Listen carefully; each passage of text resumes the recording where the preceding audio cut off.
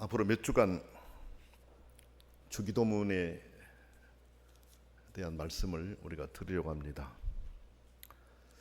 여러분들이 예수 그리스도를 믿고 난 이후부터 주기도문을 몇 번 정도 드렸을 것 같습니까? 아마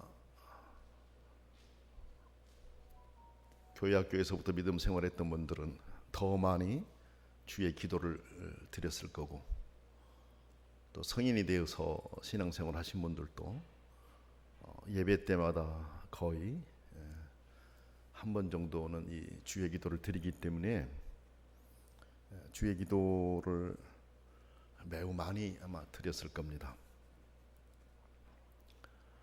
우리도 교회에서 낮 예배 때 기도 이후에 주의 기도를 함께 드리고 있습니다.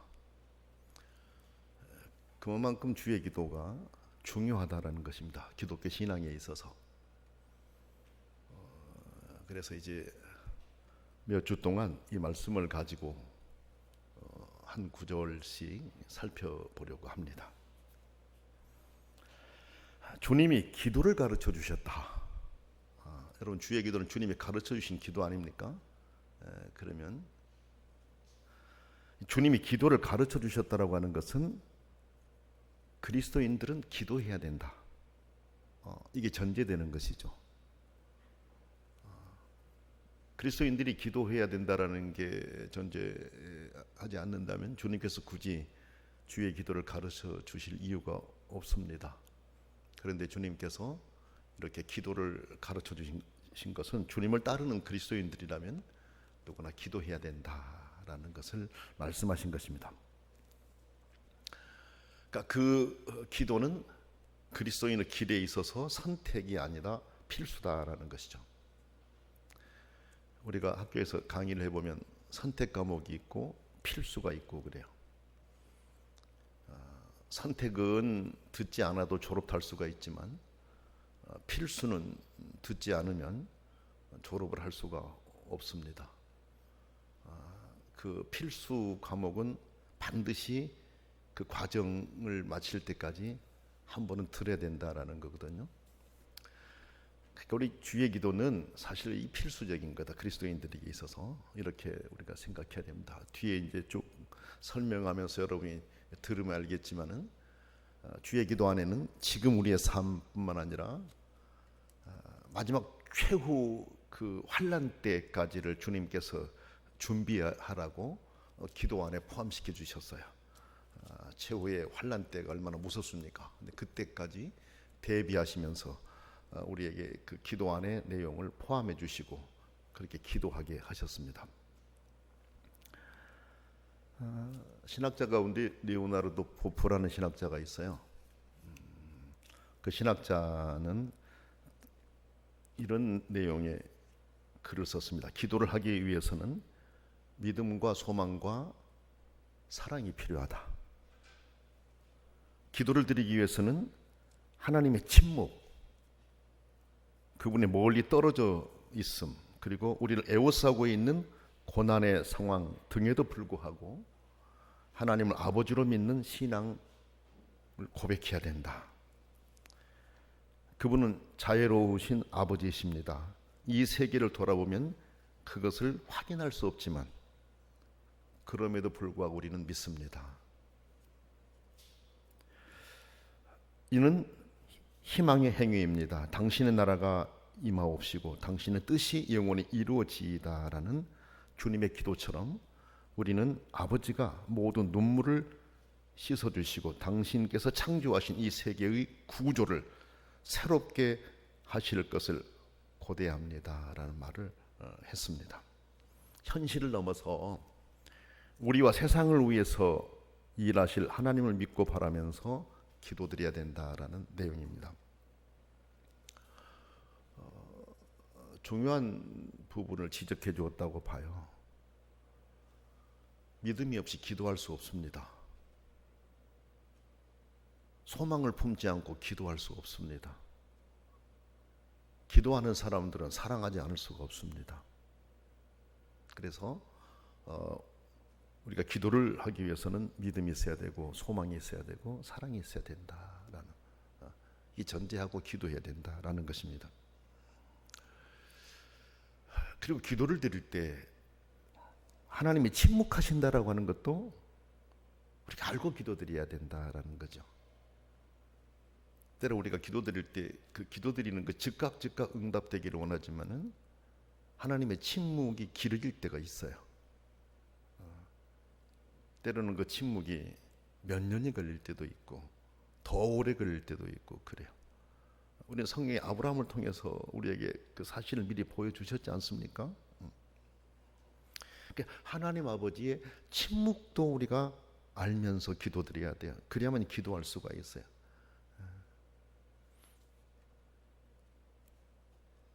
여기 계시지만 하늘에 계신 아버지, 그렇죠? 가까이 계시지만 멀리 계신다라는 인식도 하면서 우리가 기도드려야 되고, 우리를 에워싸고 있는 고난의 상황, 이 모든 것들 당장 고난의 상황이 사라지면 좋겠는데 믿음 생활을 열심히 하려고 노력하고 하나님께 가까이 가려고 노력하고 더 많이 기도하면 기도할수록 또 고난의 순간이 우리에게 닥쳐올 때가 있단 말이에요. 이와 같은 것에 대해서도 우리가 인지하고 기도할 수 있어야 된다라는 거죠. 그런 마음이 있을 때 기도할 수 있다라는 거예요. 그렇지 않으면은 기도하다가 고난이 오게 되면은 이렇게 기도를 드렸는데도 이런 상황이 일어난다면 기도가 무슨 의미가 있겠는가라고 생각해서 기도하지 않을 수 있다라는 것이죠. 그러니까 이런 그 내용의 가르침은 매우 중요하다라는 걸 우리가 알 수가 있어요.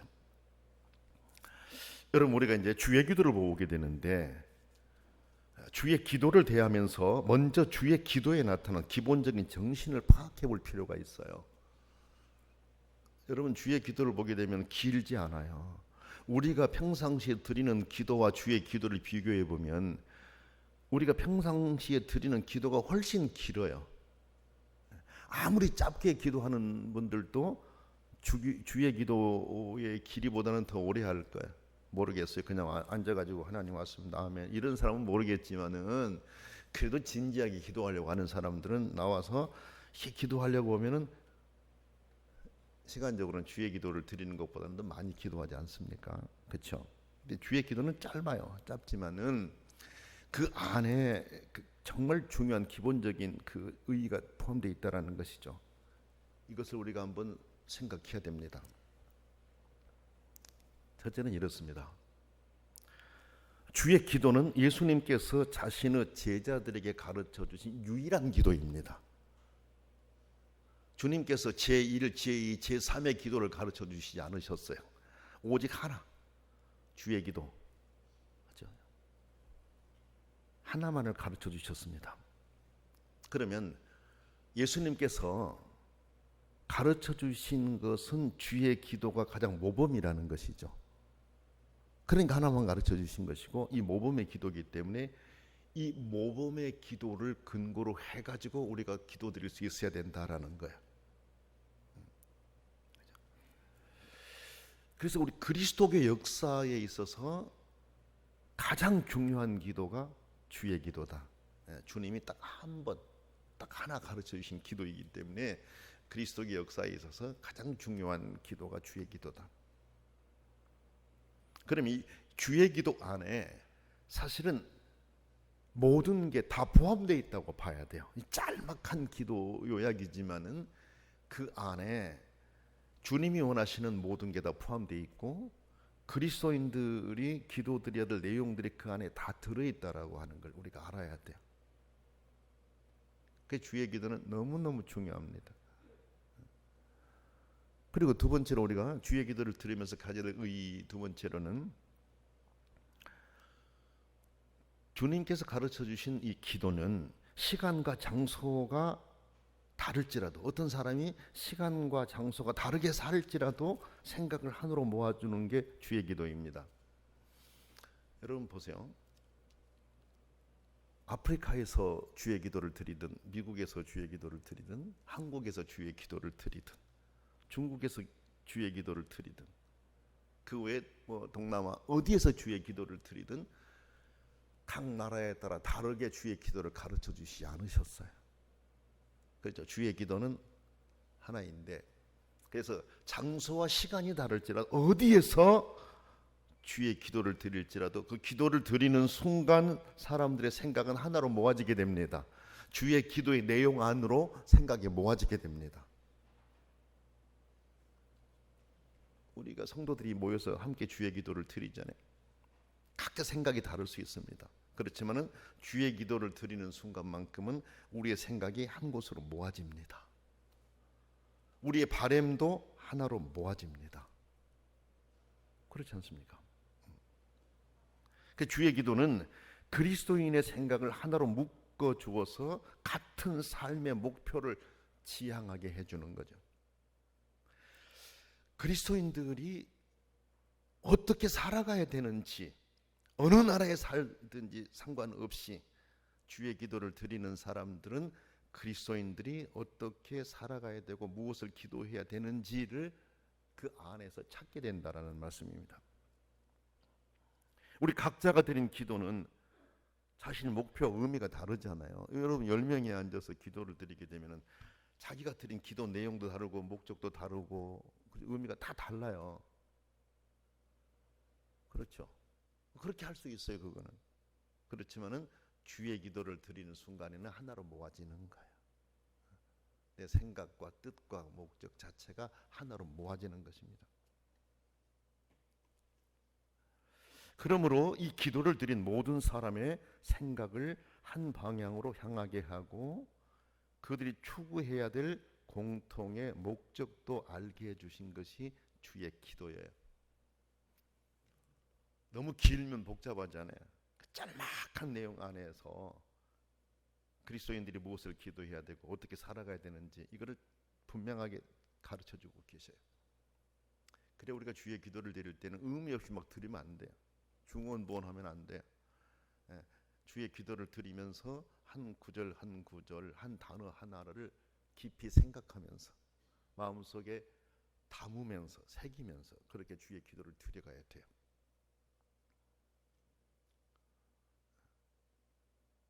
몇 번 드렸다가 중요한 게 아니고 물론 많이 드리는 것도 중요하죠. 그렇지만은 그 주의 기도 안에서 우리에게 주시려고 하는 메시지를 바르게 파악하는 것이 더 중요하다라는 거예요. 여러분 주의 기도를 드리는 사람들은 뜻이 하나로 모아질 수밖에 없어요. 그렇죠? 그렇기 때문에 주의 기도를 드리는 사람, 제대로 주의 기도를 드리는 사람은 함께 주의 뜻을 따라 살아갈 수밖에 없어요.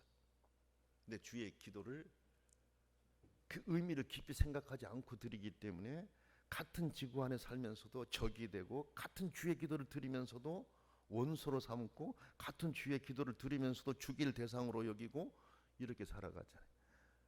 그건 주님이 그렇게 못하게 하시려고 주의 기도를 가르쳐 주신 것이었는데 주의 기도를 드리면서도 그렇게 살고 있다라는 거죠. 이건 주의 기도를 잘 못 드리고 있다라는 거 아닙니까? 그렇지 않습니까? 그래서 우리는 주의 기도에 대한 의미를 명확하게 알아야 된다라는 것이죠.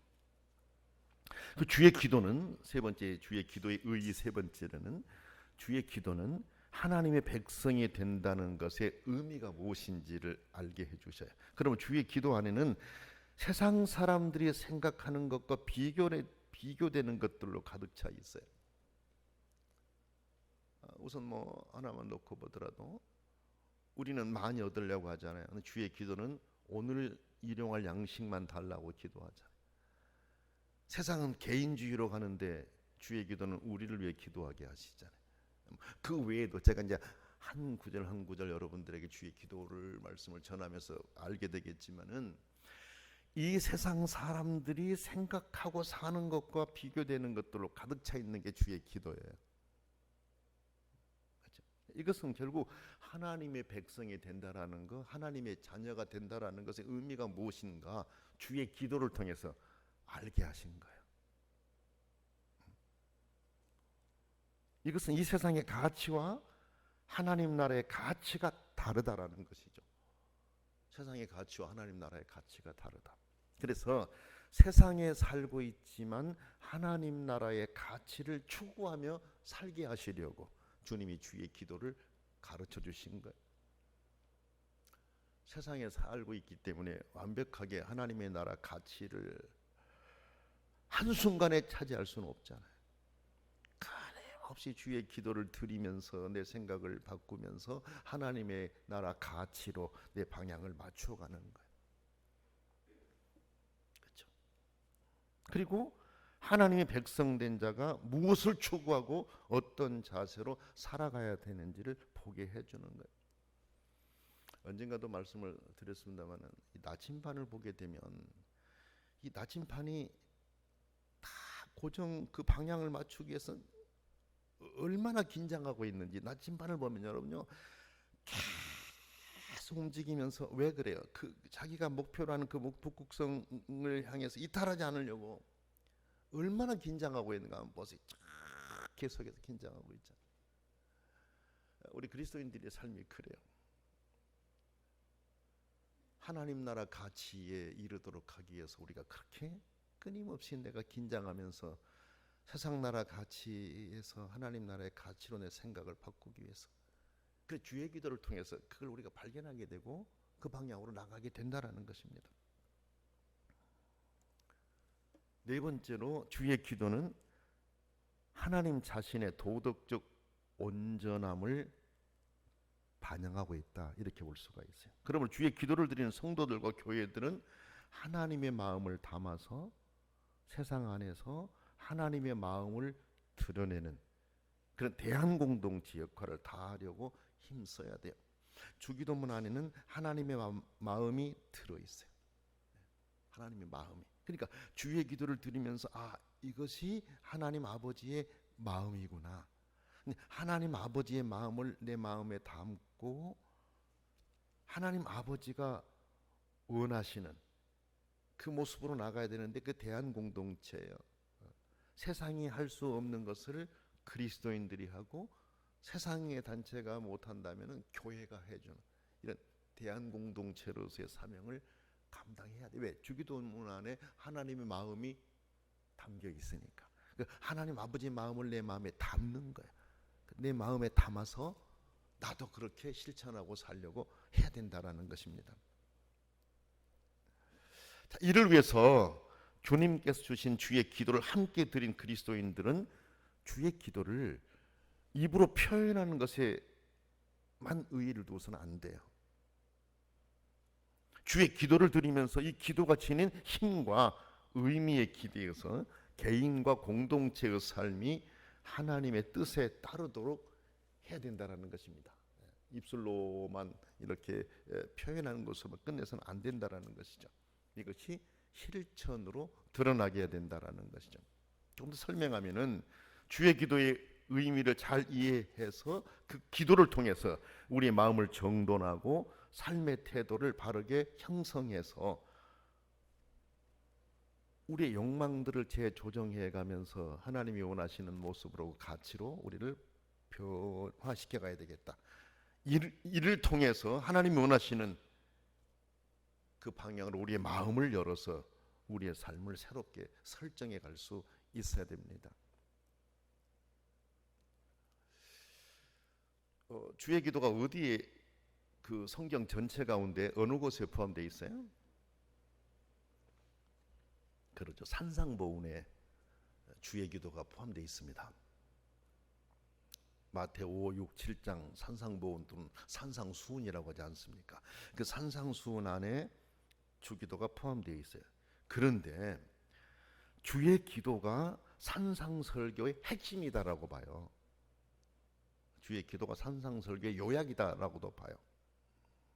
그렇게 본다면은 주님이 산상수훈에서 명하신 참된 제자도, 진정한 선교, 그리스도인들의 윤리적인 삶, 이 모든 것들은 주님의 기도를 통해 가능하다라는 결론에 이르게 되는 거죠. 그러니까 주님이 산상보훈에서 그렇게 많이 말씀해 주셨는데 이렇게 말씀을 많이 해주신 그 내용들이 주의 기도로 요약될 수 있고 주님의 기도를 통해서 주님이 산상보훈에 말씀하신 그 내용들을 실천해 갈 수 있는 그 길에 이르게 될 수 있다라는 거죠.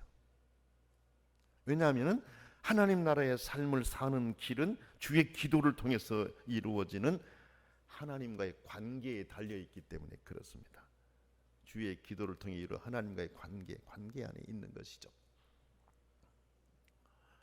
사실 주의 기도는 세상에 하나님 나라가 이루어지게 하고 하나님의 평화가 세상에 이루어지게 하는 것이잖아요. 앞에도 말씀을 드렸지만은 이 관계라고 하는 것은 샬롬이라 하나님과의 바른 관계를 맺게 해주셔서 이 세상 안에서 하나님의 뜻이 드러남으로 세상 안에 진정한 하나님의 평화가 이루어질 수 있거든. 그렇죠?